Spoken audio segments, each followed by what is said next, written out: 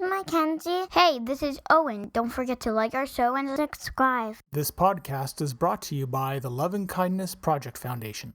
What is one thing that you could do to think, speak, or act kindly today? Go to loveandkindnessproject.org to learn more.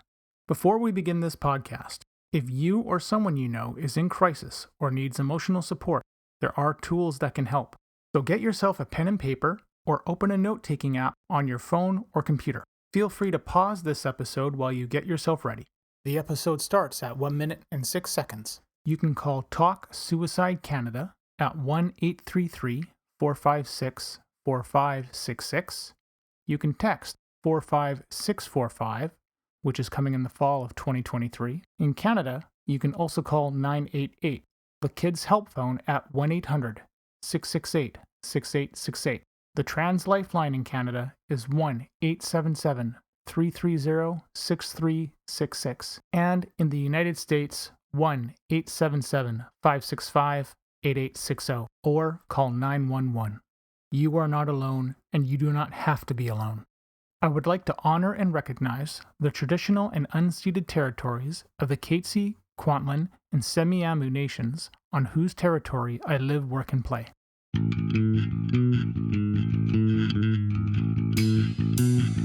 Welcome to We Are the ADHD Family Podcast. This podcast is meant to chronicle our journey with ADHD, autism, and other discoveries along the way. I reach out to advocates, experts, individuals, and other families that want to raise their voices and empower those on their journey. My name is Mark Smeets, and I am passionate about removing barriers for others through creating connections and building on strengths and practical problem solving. I am married to Siobhan, a parent to 2 wonderful kids, and all of us have ADHD. I want you to feel like you have power and hope. And now, into the episode. So the other day I was on the couch and I was listening to my AirPods. I went to get up, go do something else. Got distracted, went to do other things. I was about to go to bed and I realized, I should listen to such and such video, and I went to look for my AirPods. Couldn't find them. So as I began to look for the AirPods, I looked in the usual places like the fridge, the freezer, pants, the car, the kids' room. I seriously could not remember where I put them. I eventually found them the next day. They had fallen into a basket that was beside her. And honestly, I feel ripped off. Why couldn't I have found them in the freezer or the oven or in the garbage? Why couldn't they have been in a place that was weird and unusual, not just in the basket? Hey everyone, I hope you're all doing fantastic and are looking forward to my conversation with Jeff. Just a quick programming note. Unfortunately, Jeff realized that he was late for a meeting when we were doing our recording, and we ended up having to cut our conversation short. But we're going to talk again because it was a heck of a lot of fun. It's not often that you hear 2 guys, talking about what scares them and, where we feel vulnerable. The entire conversation is going to be available if you're a subscriber. I do want to quickly note that this is going to be my first content warning. Both our kids' journeys into the world wasn't easy. And if you want to skip over that section, just go to 13 minutes or so, and you'll have missed that part. My guest today is Jeff Borschowa, and Jeff and I met through a health podcast collective, and you've heard him on the previous episode that we were doing for our show. And I thought I'd just give a little brief overview of just kind of what's going on here. So Jeff knows, and the audience sort of knows. We had some thunderstorms roll through last night, and there's a possibility that they may appear again today. So if all of a sudden I jump and I'm like, you're going to know why, because I'm not expecting thunder and the blinds behind me are closed. And also, Jeff introduced me to another, I'm just going to say, mutual friend / acquaintance, which was Stephanie Escoto. And we just recorded a podcast episode together, and that went super awesome. And that whole episode is centered all around creativity. And that was a heck of a lot of fun. So I was excited by it. And it's been fun to get to know Jeff. And I didn't realize how similar our journeys was. So the whole point of our episode today is to talk about really just have a conversation as two parents, two dads, and just sort of comparing our journeys and seeing where things are different. And wherever this goes, this goes. So, Jeff, welcome to the show. Awesome. Well, Mark, thank you for having me, and I look forward to seeing. I know full well it's never going to go the direction we plan on, but I think we'll find the journey is fun, anyways. Oh, definitely. So I think it'd be good to just establish the beginnings of everything. So for you, now I know you have two kids, if I can remember correctly, um, and our kids are both similar in ages. But when things started, like I want to go back just to the beginning before they were born or as they were born. Did was any of this on your radar as far as any of it goes? Absolutely not. And I think it's interesting because as my boys grow, I start to see more and more of me in them, and I guess honestly, I knew I was different. I just didn't know, I've never been formally diagnosed in terms of, I haven't sat down and completed diagnostics, but, I knew that I was different from other people. It honestly, we were just hoping for a, healthy baby, and, we wanted to get through the pregnancy, and, I guess we'll meet this little person when we meet them. um, it wasn't probably until our oldest was 4 or 5 that I started to realize, these odd characteristics I had were also in him as well. Mm, that's interesting. Was I'm curious because I know for our journey for the kids being born, the was your how do I'm trying to come up with a good way to phrase this. Was from the point up until birth, was that a smooth process or did you guys have challenges too, I guess? Um, our first son, his pregnancy was completely uneventful right up until the moment of his birth. He had a fetal stroke and he was stillborn. Oh, So wow. he created a lot of drama right at the end, and I think it was just sort of, he's fine, he's very well adapted, and things like that. Um, I think he saved it all, scared the hell out of us for a week, and then since then he's 14 now, and he's healthy and happy, and um, he's very, very resilient. He hasn't been sick a day in his life almost since birth, but Wow. you know, there were 3 minutes where the doctors called him and they were about to stop resuscitation. So, yeah, we had no idea. And then our second child's, um, his was a very odd pregnancy. The doctors misdiagnosed a lot of things. They actually wanted us to terminate the pregnancy, and we decided that we couldn't and wouldn't. It was just there's a whole bunch of different things, and the irony is a lot of the testing could only be done after the fact, after Mhm. the point of no return, and we had to sort of accept that, it is what it is. We'll deal Yeah. with whatever happens in the end, and happy to report that most of the things they were worried about never came to pass. Hmm. Very grateful that we were stubborn enough to fight for him, because the world would be a much worse place without him in it. So, Yeah. Yeah. I know for me and us, like my wife and I, the journey for our son being born, like our daughter was our daughter was smooth. It was everything was sort of scheduled, and I mean, the first time you go through birth, you're not going to know. You don't know sort of what you're going to expect or whatnot, and the process of Owen being born was that was hard. We ended up nearly losing him twice. And I haven't mentioned this or done an episode or anything on this part of it. The first time was a misdiagnosed miscarriage. And the second time was the emergency C-section, and we didn't realize the cord was wrapped around his neck. So that whole experience of it deeply changed everything, the way that I look at pregnancy and everything else. And to me, pregnancy is very much about women's health, and anybody who doesn't see it, just we need to do so much more. We did I just think Yeah. we're so behind in that regards. But I feel like you and I are pretty much on the same page as far as that goes.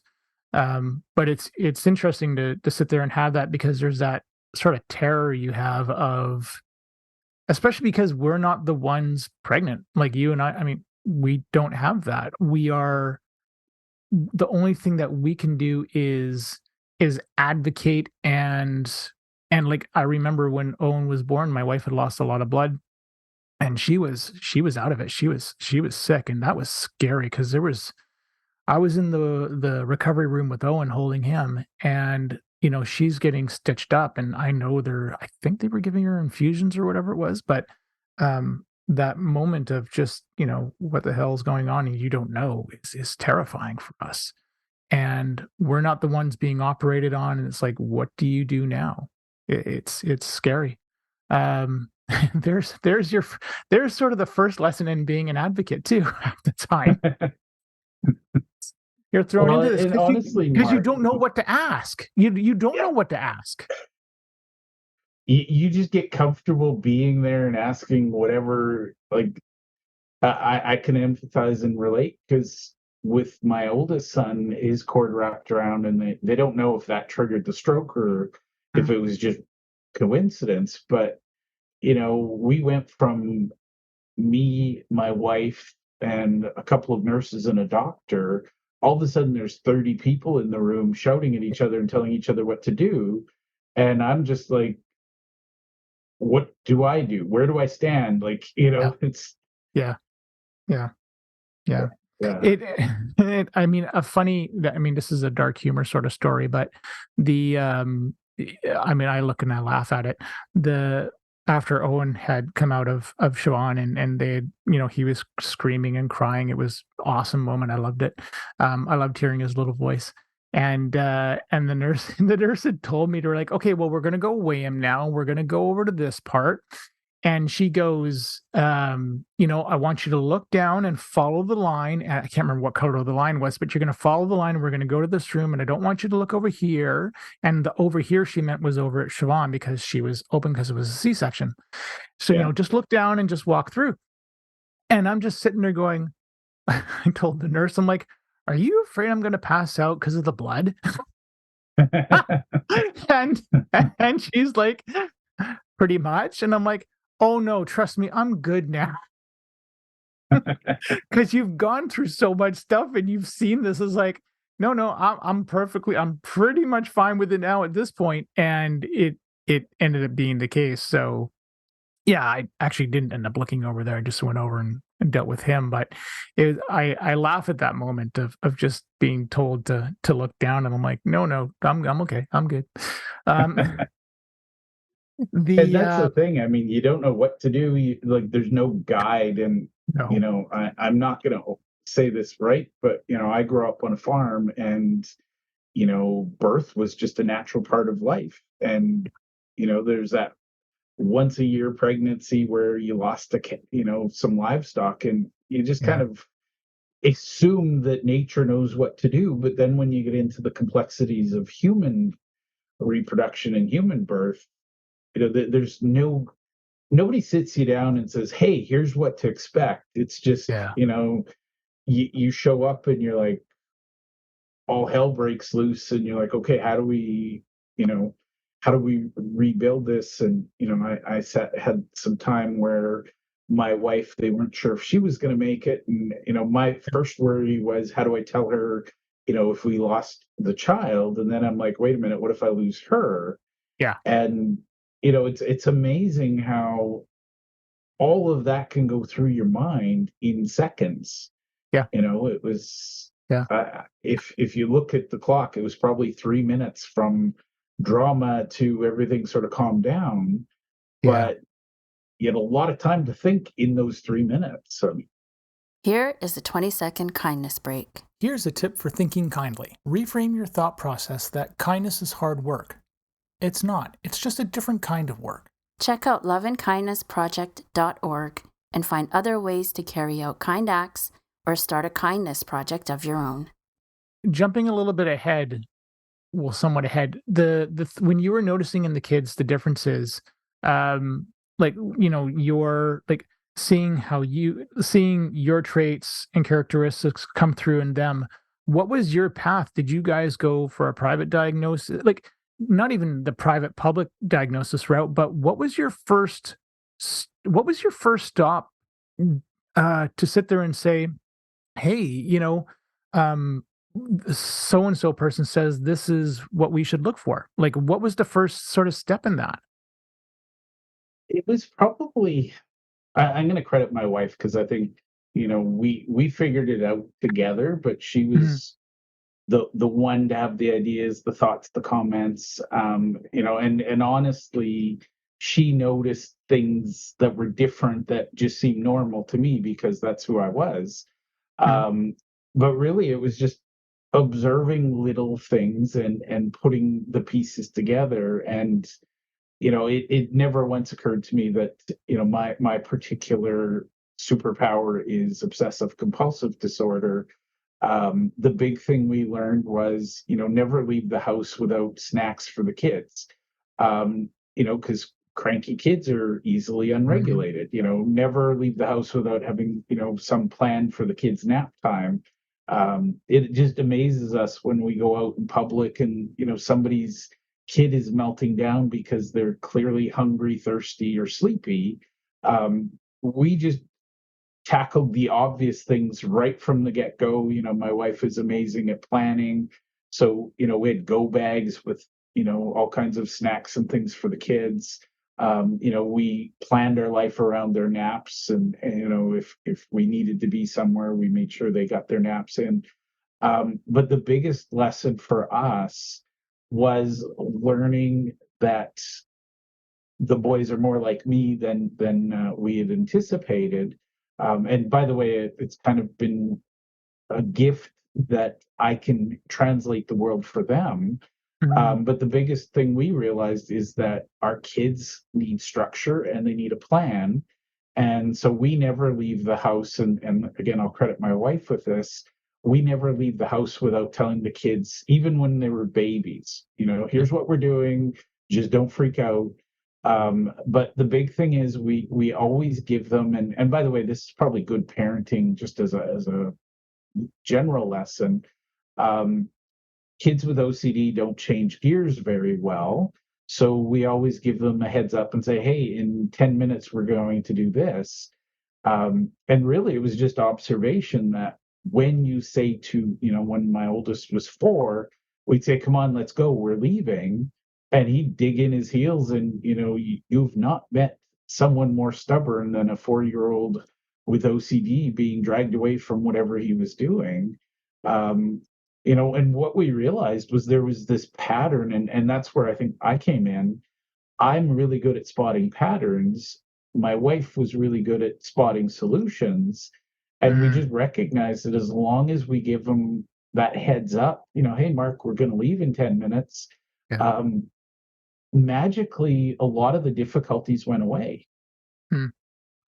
So Funny. we never actually, and this is something now we're dealing with. We've never formally bothered with a diagnosis um, because with my kids, I can relate to most of the challenges they have. They're overly stimulated by light. They're overly stimulated by noise.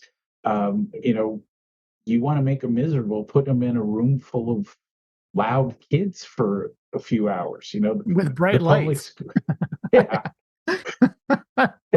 And just for fun, every now and then ring a big loud bell. It's kind of what we realized was that elementary school was designed to drive my boys to that Yeah. point of triggering, and really just I've learned over the years, here's some things that worked for me.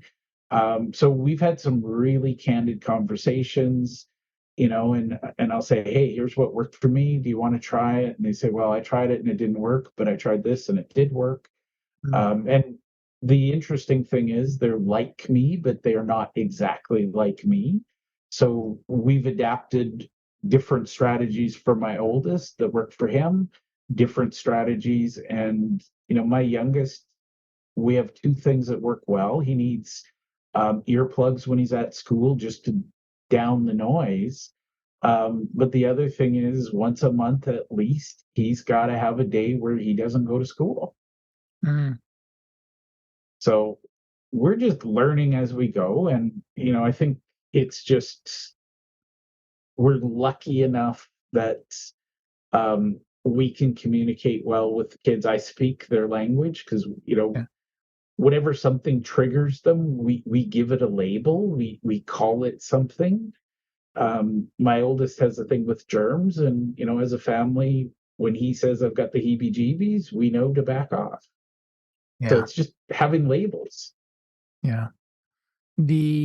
Well, and I mean the nice thing about having the labels and the names to call something, or at least to attempt to call something what it is that number one, you're calling it what it is, but you're also validating.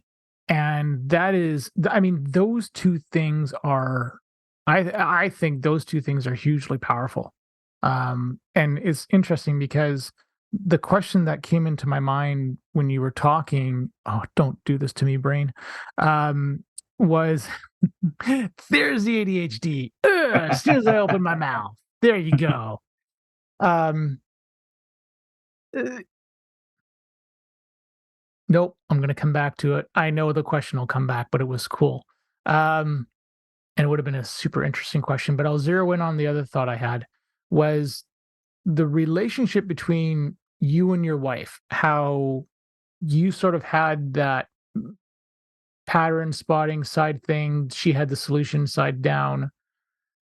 When before the kids came along, is that how you guys were together? Or did is this part I know where I was gonna go with this, and I'm gonna write it down this time too. Um oh, it just left. Damn it. Anyways, sorry. But is that how you guys were before this, or is that something that happened as you went along? Parenting advice, that's what it was. Now I remember what the thought was. Every single time that I get asked, do you have any advice for a new parent or something like that? Typically I say no. like don't read the books. They're just wrong. Yeah. Yeah, I know we figure like you said, figure things out as you go sort of thing, but there's no there love your kid. Like love your kid, learn and let them be the path that is going to make you guys like a stronger bond more than anything else. Um, but that was the thing I was gonna bring up was about that one. When people offer that parenting advice and it drives me nuts. Or read this book or read What to Expect When You're Expecting. I'm like, I'm gonna use that as far. What are you kidding? Um, the So, like, were you and your wife's relationship, were you guys like this before the kids came along, or did this develop during that time?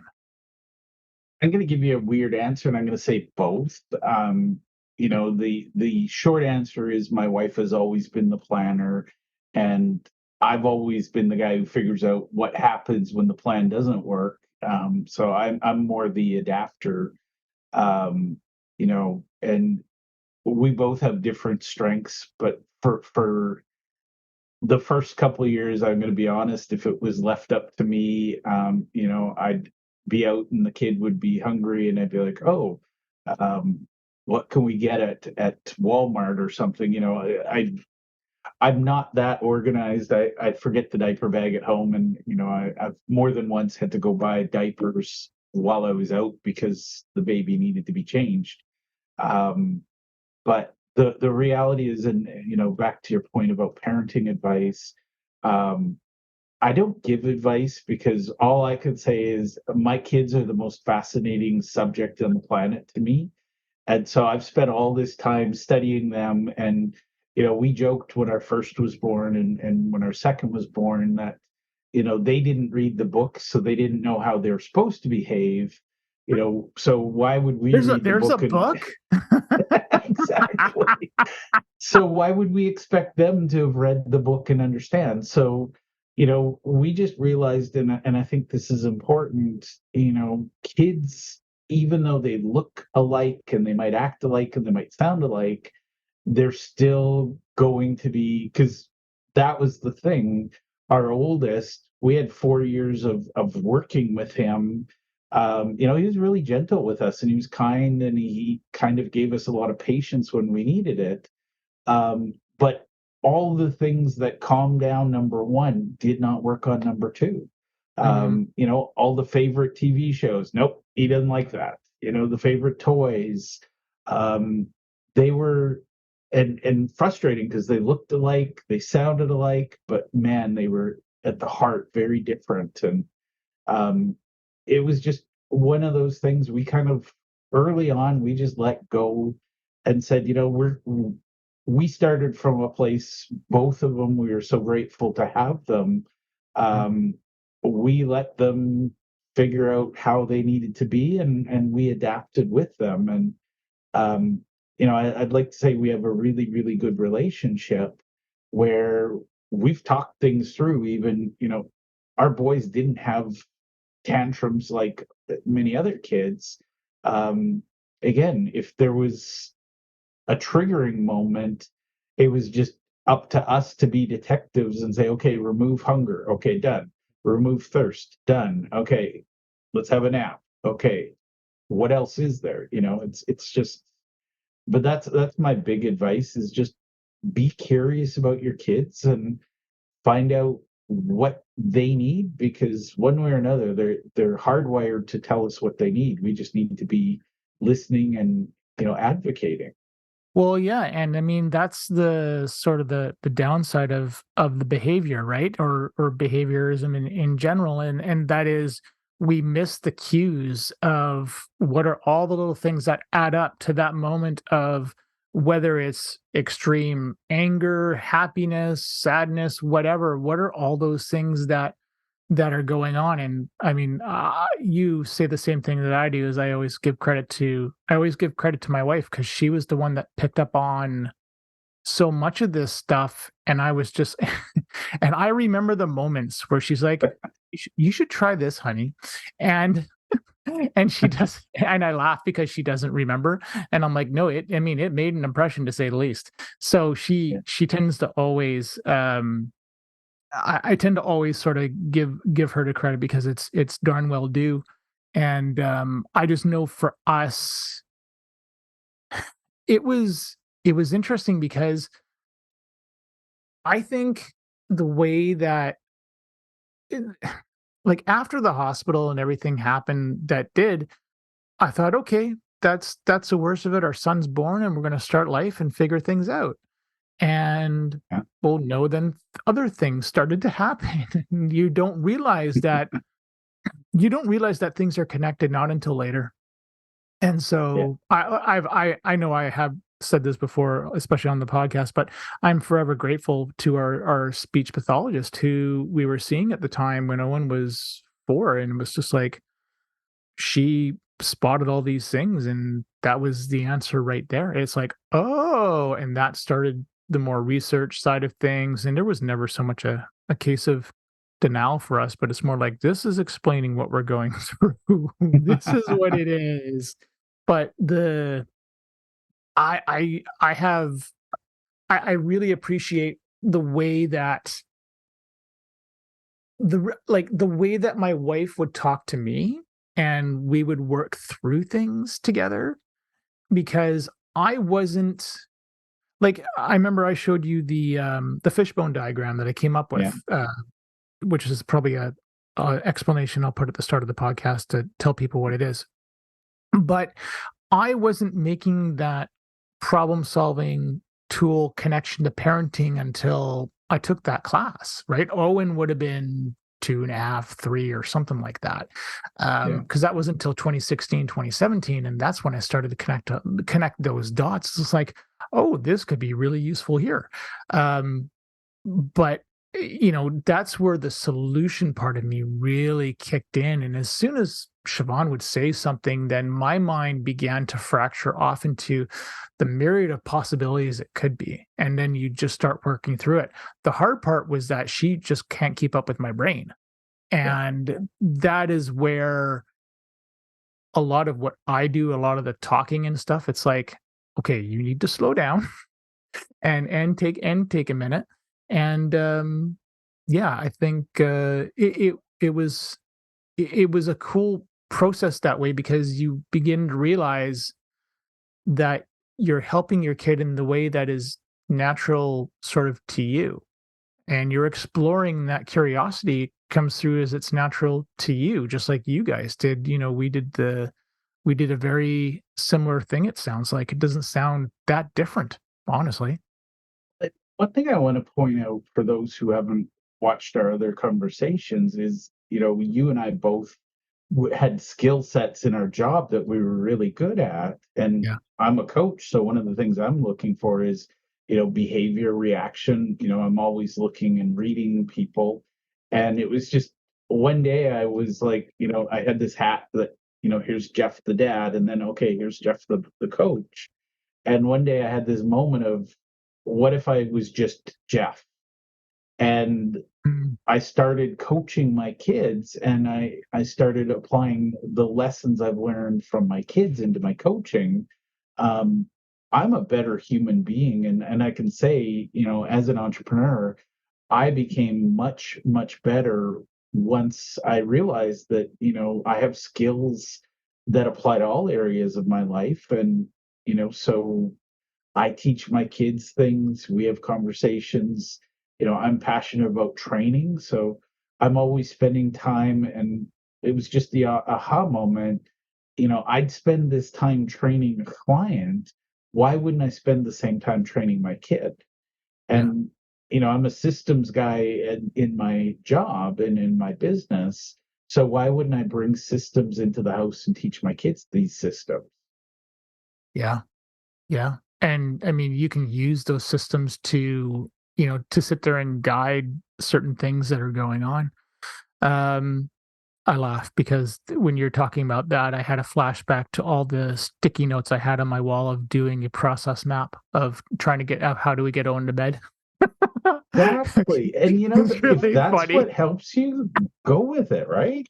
Yeah, yeah. No, and I think that's the other thing too. It's like, I mean, we talk about, not wanting to give parenting advice, but honest to God, it's just more, it's not even parenting advice. It's more like self-advice of, if you've got a way of figuring something out, go with it. Yeah. Don't feel ashamed or weird or compare yourself to somebody else. None of us have got this figured out. Yeah. Like none of us do. Um The funny thing, Mark, is I don't solve anything in my professional life without a whiteboard. And somehow I tried to parent without my whiteboard. And I'm like, what the hell's wrong with you, Jeff? Like, sorry for anybody who's offended for language, but the moment was, if this is how I solve problems, and by the way, my wife doesn't use a whiteboard. She thinks that's strange. So we tried to default to her thing. But the reality is, if you think about kids, they only have so many reasons they cry. And yeah, if you can create a system to eliminate the big three or the big five, life with a kid is easier. And I'm not saying easy, but it's easier. And whether your kids have big demands or little demands, most kids need to deal with, food coming in, food going out, mm, um, you know, liquid in, liquid out, and, awake or sleep. If you solve the big ones once and standardize it, yeah. um, we had a bedtime ritual, we had a bath time ritual. Like, rituals were important to our kids, and we only figured it out by observing them and test and measure. So Well, and I think the ritual thing is interesting because, people would tell us, all the advice that we got was like, "Oh, why don't you give him a bath with this calming stuff beforehand?" And I'm like, "It doesn't work." Yeah. The He didn't ritual read the of memo. no, he doesn't. He didn't read the memo, and it's like when we got advice like that, that's when we're just like, we were getting sick of it, and Yeah. because it's just everywhere. Um, so then here's okay. So did you ever feel? How do I want to say, did you ever feel left out? But I don't mean left out in terms of the relationship between you and your wife. But what I mean is when, like, feeling left out in terms of the process of people always giving your wife advice, people always looking at, your child, like you're sort of kind of left to the side almost. Um, I would did say that a ever lot. a lot? And I'm going to be honest, I don't really bother and worry too much about other people's feelings. If I need to be part of a conversation, um, my wife and I have had this agreement since the day we met. I'm broad shouldered. I can take a lot of weight. I can, hold a conversation. I let her do what she needs to do, but whenever she needs me in a conversation, my job is to make the space for us both to be there. Mm, Lots of people, and this I did find fascinating. It's kind of like they'd separate her from the herd so they could give her that, quiet advice, and I'd be the one to pull her back into the room and say, "What the hell are you talking about?" yeah. So, it's my wife is not shy by any stretch, but there were times when she people would should upon her, they'd should all over her, and I'd just step in and say, you might want to consider stepping back because Yeah. Yeah. Mama Bear needs her space and you're about to trigger something, so back up. But You're concerned for their safety. yeah, this isn't about me. It's not about her. This is for your own safety. You might want to take 10 steps backwards. And, yeah, a But lot of the people like to give advice that's unsolicited. And that would be my one big piece of advice is ask don't. somebody if they want your advice before you offer it, because, Yeah. especially when you deal with pregnancy and postpartum, that advice might be returned up your backside with a shoe. So just Yep. Yeah. think So carefully how important it is to give that advice.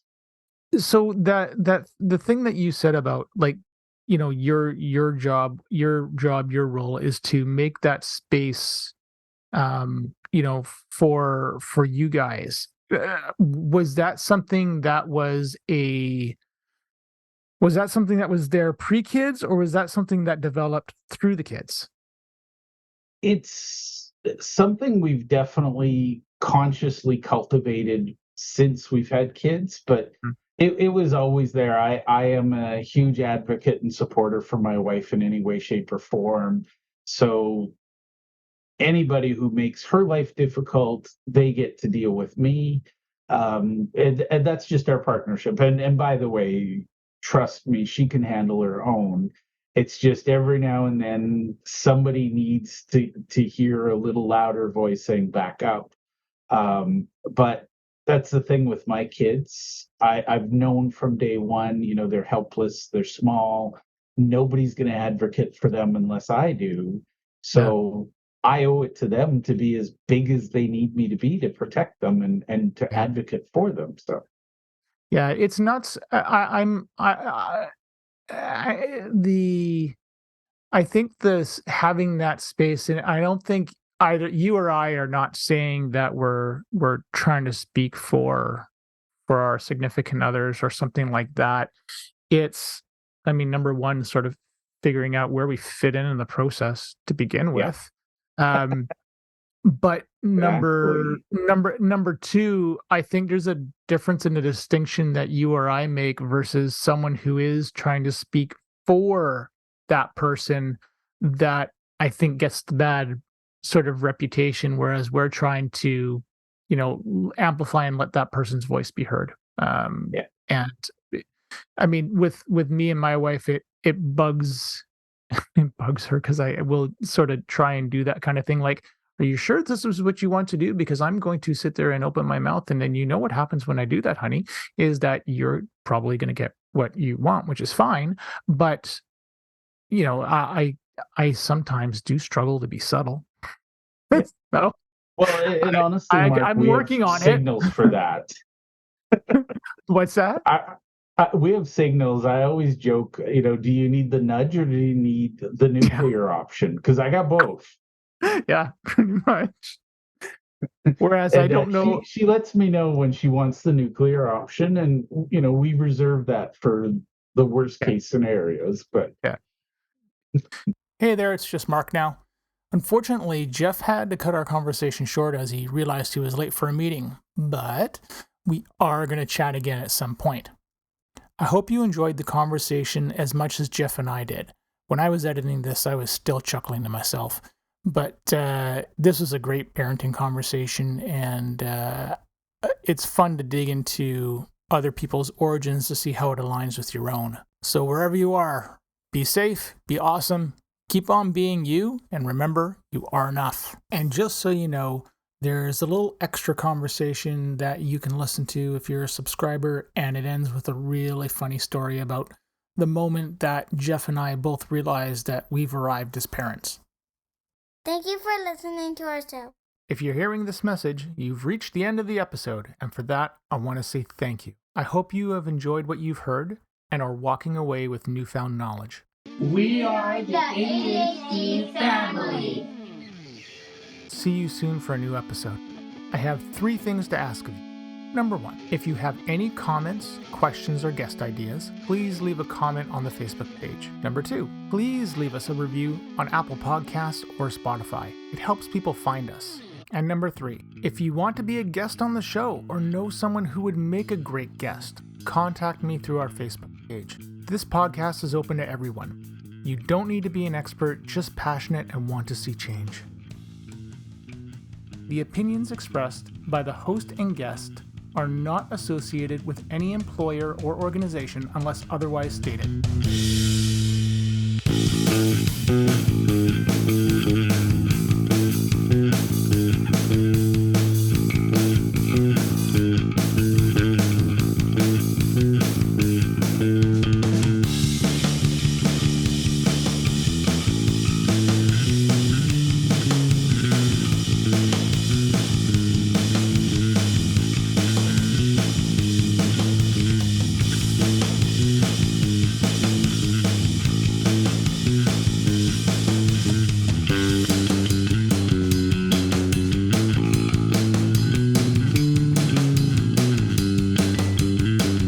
Any medical information on this site and podcast is provided as an information resource only and is not to be used or relied on for any diagnostic or treatment purposes.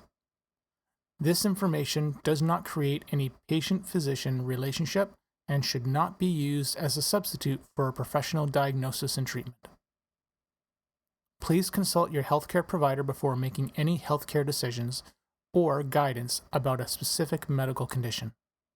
The show, host, and its guests expressly disclaim responsibility and shall have no liability for any damages, loss, injury, or liability whatsoever suffered as a result of your reliance on the information contained in this site or show.